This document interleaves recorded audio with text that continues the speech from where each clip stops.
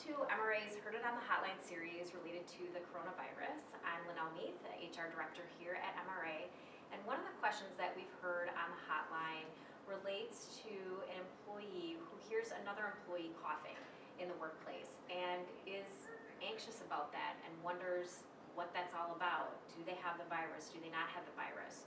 What should an employer do?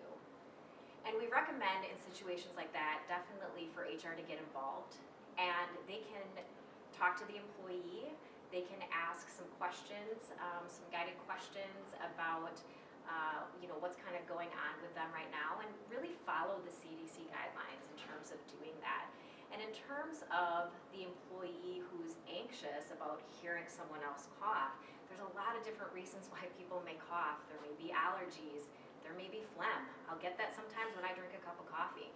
So there are some times where you hear fear and anxiety coming from employees. It's best to inform and educate and communicate and let them know the steps that HR has done to assure and reaffirm that the individual who's coughing is not at risk for the individual, and just making sure that everyone is just really aware of information from the CDC, information and steps that the organization is taking.